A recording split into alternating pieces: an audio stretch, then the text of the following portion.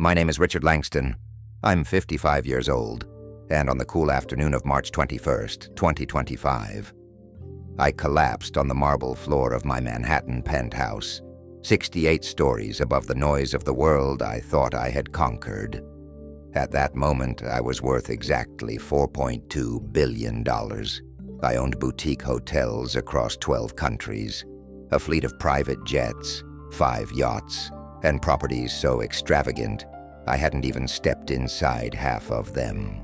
My signature scent was imported leather and aged scotch.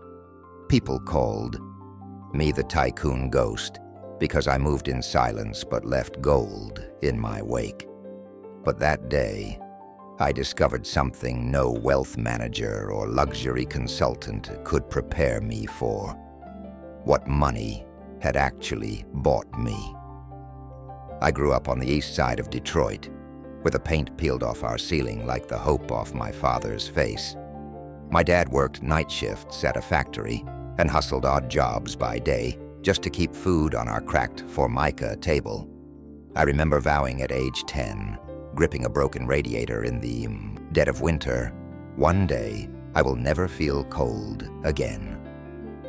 By 25, I was flipping condemned properties like trading cards. By 35, I was snapping up entire city blocks. And by 50, I could buy companies just to crush competitors. Money wasn't just my goal, it became my bloodstream. Without it, I couldn't breathe. March 21st started like any other weekday in my tower. I was pacing barefoot on heated herringbone floors, screaming at a room full of corporate attorneys on speakerphone. We were bleeding millions over a failing European acquisition. My chest began to tighten, but I ignored it.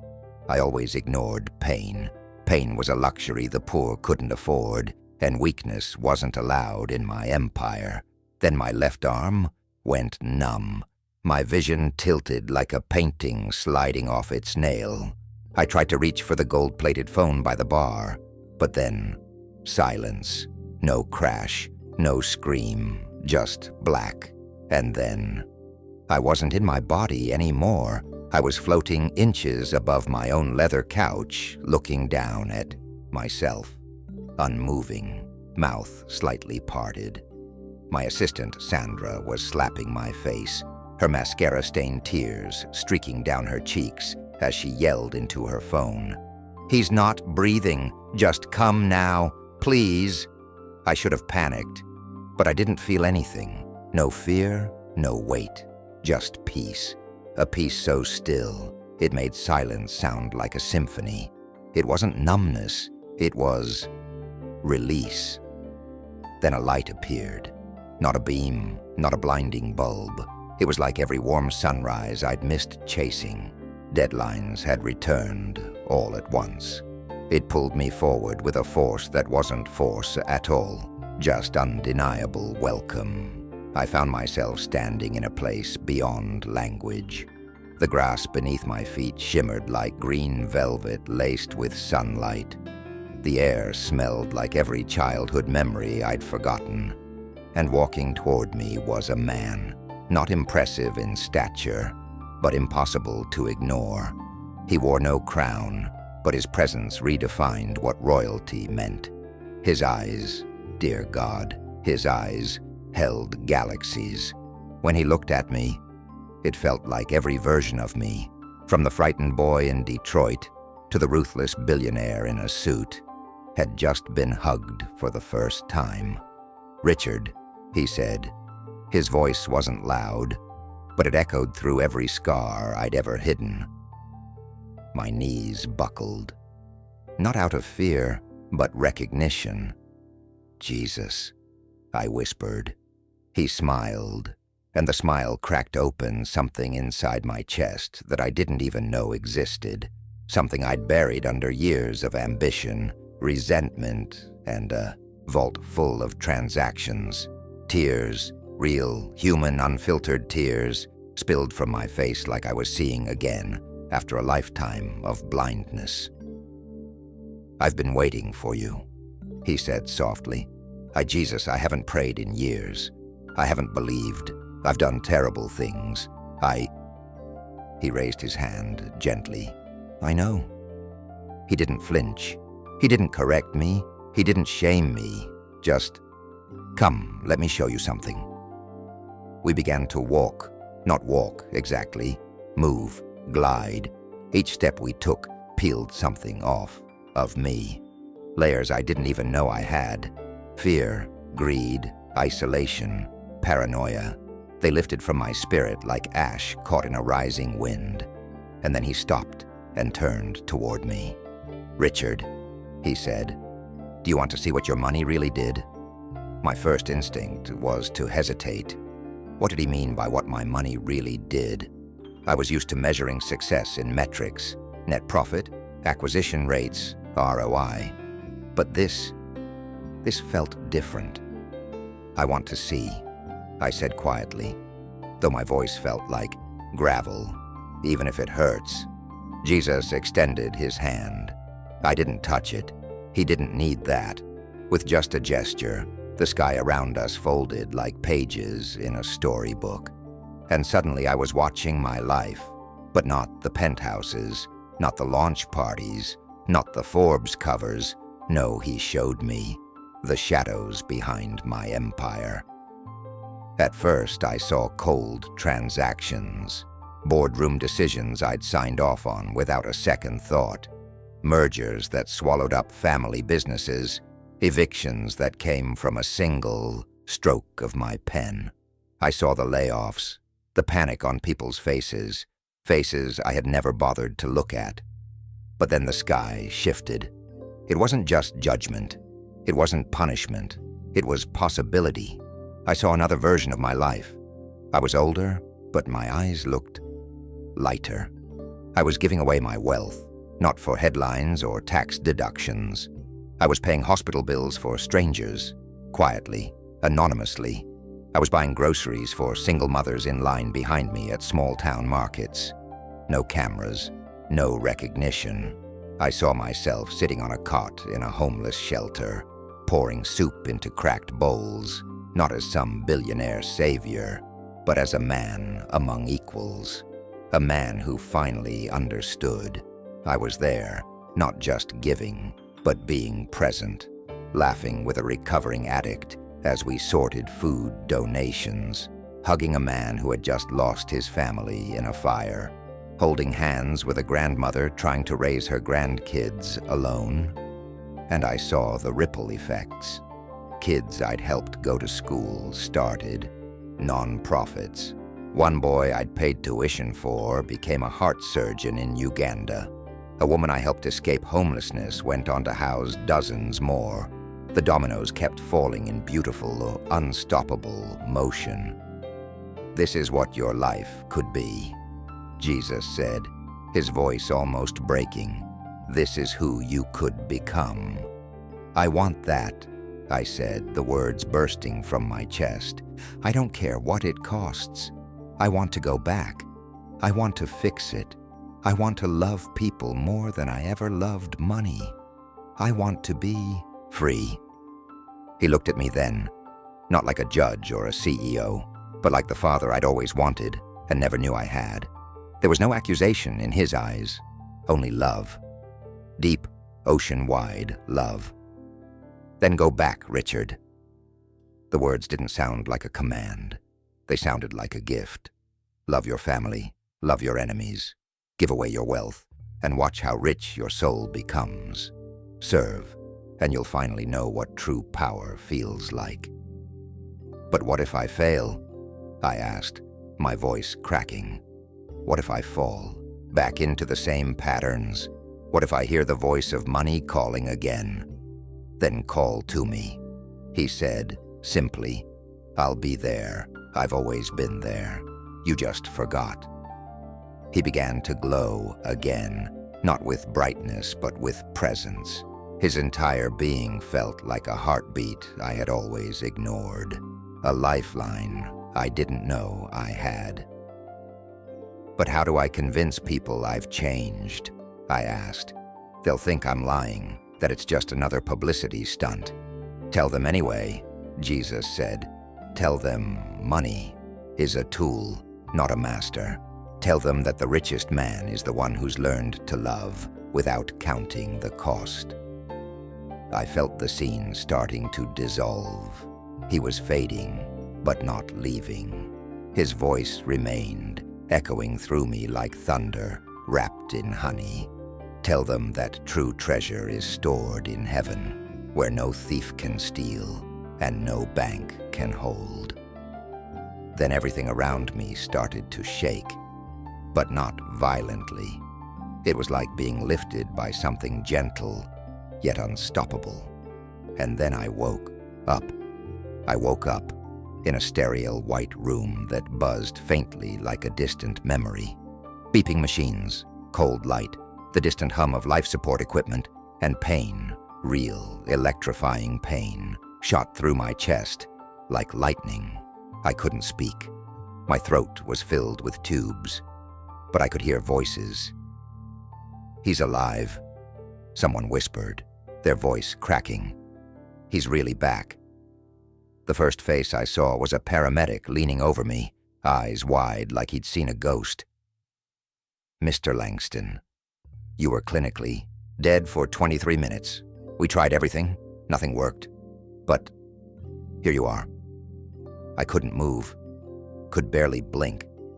But I knew why I was back. Mount Sinai Hospital became my home for the next 10 days. I went through every test imaginable, MRI, EEG, heart scans, you name it. But every result said the same thing. I was perfectly healthy. No brain damage, no permanent cardiac trauma, not even arrhythmia. Honestly, the cardiologist told me, scratching his head, medically, you shouldn't even be speaking, let alone walking, but you're normal. I wanted to laugh. Normal? I was anything but. The first thing I did once I was discharged wasn't book a press conference or call my CFO. It was dial my son, David, my firstborn, the boy I barely knew because I'd always been too busy being important. He answered after 2 rings, his voice cautious. "Dad?" "David," I whispered, my voice breaking like an old record. "I love you." There was silence. "I love you more than any deal I ever closed, more than any tower I ever built. I'm sorry, son. I've chosen money over you for years, but I want to change. Can we have breakfast tomorrow? Just you and me. No phones, no business talk, just us." I could hear him crying on the other end. "I've been waiting my whole life for you to say that." Next, I called Emma, my daughter. Our relationship was even more fragile. Years of me using money to fix her life had made her resent me. She once told me, "Dad, I don't need another check. I need a father." When she picked up, her tone was cold. "I'm not in the mood for a lecture." "I'm not calling to fix you," I said. "I'm calling to tell you how proud I am. You got clean. You stayed clean. I didn't help you. I pushed you further away. But I see you now, and I love you. Not for who I expected you to be. Just for you." There was silence again, then a sob. A vulnerable, honest sob, and I knew I'd reached her. And finally I called Rebecca, the woman I'd married 32 years ago. The same woman whose heart I'd cracked apart with my obsession with wealth and control. She'd filed for divorce 6 months earlier. She answered cautiously. "I know you probably don't want to hear from me," I began. "And I know I've said I'd change before. But this time, Rebecca, I died, and I met Jesus." The silence on the other end was louder than any voice. He showed me who I was becoming, what I could have been, and what I still can be. "I don't expect anything from you, but I needed you to. No, I want to be the man you fell in love with again. Not the businessman, the dreamer, the husband, the father." There was a pause. Then she said softly, "You've made promises before, usually after you lose money. How do I know this is different?" "Because I'm giving it all away," I said. The money, the jets, the companies. I'm keeping just enough for us to live simply. Everything else, it's going to people who need it more than we ever did." She gasped. "That's over $4 billion. It's 4 billion chains," I replied, "and I'm finally free." Over the next 12 months, I dismantled everything I had built, not out of bitterness, but out of joy, and not recklessly, intentionally. I sold the penthouses with the invisible ceilings, the fleet of jets that once made me feel invincible, the silent castles I'd called investments.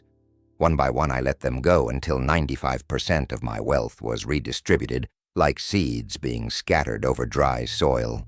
I gave anonymously, mostly, to families drowning in hospital bills, to single mothers who'd been living in cars, to shelters so overwhelmed they'd forgotten what hope looked like. And I didn't just give money, I gave time. I began volunteering at a food bank downtown. No headlines, no cameras, just me, wearing worn jeans and a faded sweatshirt, ladling soup beside men I would have once crossed the street to avoid. Some recognized me. "Aren't you Richard Langston?" they'd ask, squinting. "Didn't you used to be?" "I still am," I'd say, smiling. "But now I finally know who that is." I bought a modest home in a quiet neighborhood where kids rode bikes on cracked sidewalks and neighbors still borrowed sugar. No more staff, no more schedules, just silence and birdsong I'd never noticed before. Every Saturday, David and I had breakfast. We'd sit at a tiny diner where the syrup bottle was always sticky, and the waitress called us sweetheart. We talked about books, about his dream of teaching at a public school, and every time he laughed, I swore I gained a decade of life back. Emma marked 1 year of sobriety last month. I was there, holding her trembling hand as she accepted her chip in a folding chair under fluorescent lights. She whispered, "You're finally the dad I needed, not the one I feared." "And Rebecca?" She moved back in. We took things slow. Started over. We shared morning coffee on our plain wooden porch, wrapped in mismatched robes, talking like two kids rediscovering friendship. One night, she looked at me, the porch light, catching the silver in her hair, and said, "You look younger." I laughed. "You look like the man I married," she whispered, "the one who wanted to change the world, not own it." But the world didn't always clap for my change. Some said I'd gone crazy. Others accused me of running from legal trouble, even though there wasn't any. A few old friends stopped calling. The business media ran headlines like, "Langston loses his empire." I didn't care, because for the first time in my life, I felt rich. Not with things, with people, with purpose. I slept like a stone at night. No stock tickers racing through my head, no wondering who might sue or sabotage me. Just peace, pure, golden peace. One evening at the food bank, I served stew to a man named Ernie. He had a worn army jacket and eyes like broken glass. He looked up and asked, "Do I know you?" "Maybe," I smiled. "You were on the cover of Fortune, right? You had that jet." "I did," I said. He studied me for a moment, then said something I'll never forget.